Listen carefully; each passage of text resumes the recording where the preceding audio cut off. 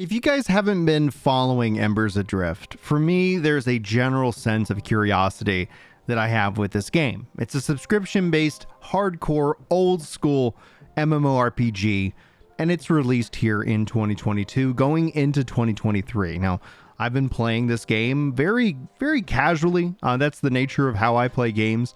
As a father of 5, I guess 6 now, I look at this game as a sense of wonder and a sense of hope and a sense of interest in kind of a way of asking gamers, like, you say you want these kind of games, but are you willing to support these kind of games? And it's in that vein, it's in that kind of mindset that I want to try to cover Embers Adrift a little bit more. I want to make you guys a little bit more aware of it as I continue to progress, just as kind of like a thing that reminds me of a lot of Final Fantasy XI to a degree. I was playing this game and I didn't realize so many different things, right? I didn't realize I could heal out in the open world just by hitting /sit. So I kept running back to the fire pits, the ember pits, to heal up. And I was like, this is taking a long time. No wonder my leveling process has been so slow. There's a couple of things that make it difficult for me to play, but we'll talk about that more in future videos. This video itself, specifically after this long intro, I apologize. I'm going to cover the notes. They've been pushing out updates every week, and they're about to do some R&R as we get into the holiday Christmas season. But I want to try to keep you guys aware of this game because there's something interesting about it. It's something old school, something very classic, but at the same time having a brand new sense of feel. This isn't me saying this game's going to succeed or you're going to see me drop everything just to continue to play this.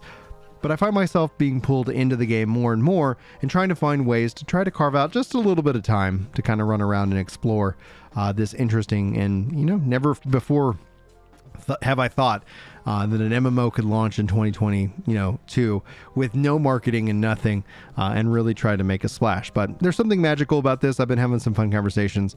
So let's go ahead and dive into the notes. And I guess to officially start the video, hello everyone, and welcome to my channel. My name is Brian if you're new around here. But if you're a returning subscriber, welcome back to the channel itself. Thanks so much for being here, and that's what you get for subscribing, by the way. Free compliments and sometimes additional surprises along the video itself. Now, this is posted over on the official forums, and it's my hope, I don't know if I'm going to be like moment to moment when these patches go live bringing you the notes, but it's my hope to give you guys the notes and stuff and find new ways to kind of continue to talk about Embers. This says, what's new? This week is mostly bug fixes and minor updates. In addition, we'll be doubling our server memory to reduce the frequency of which we have to restart zones due to concurrent memory leaks. These hardware upgrades will cause extended server downtimes, but I'll do my best to keep you guys informed.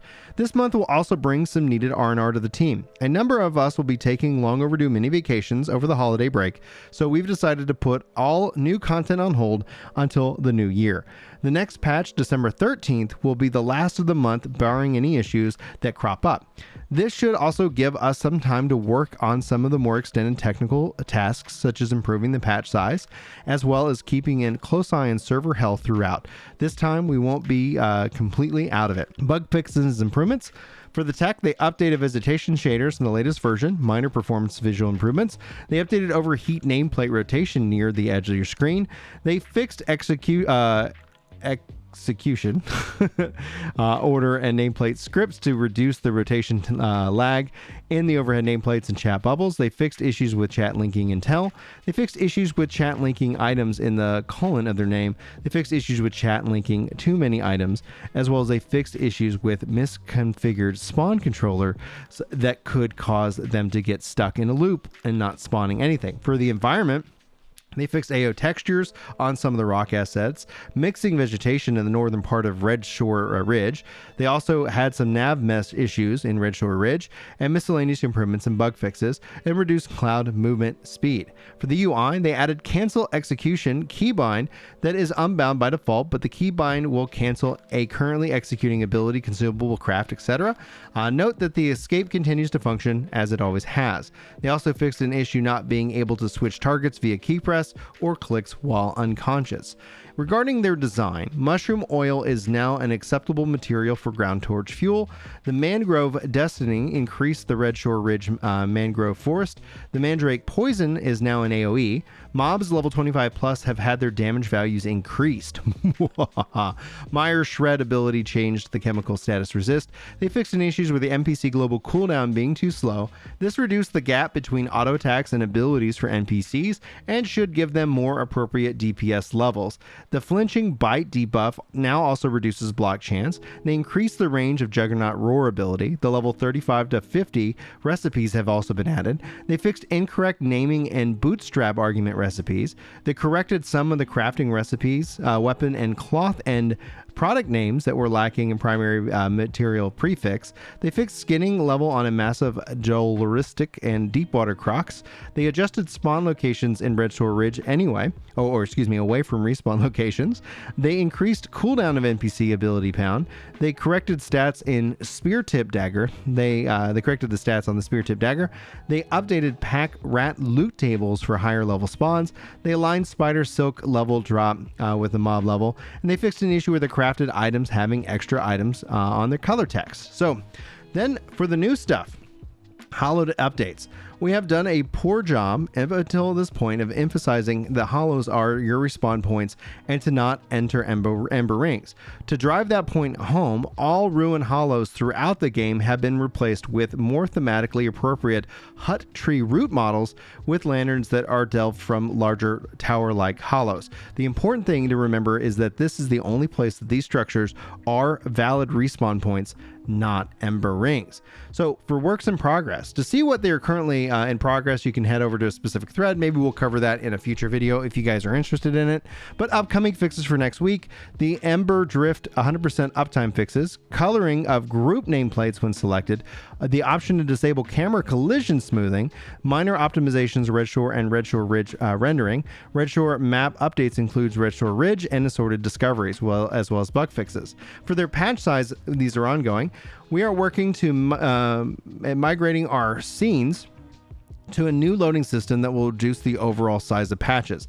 At the moment, all scenes are lumped together into a large 3 GB file.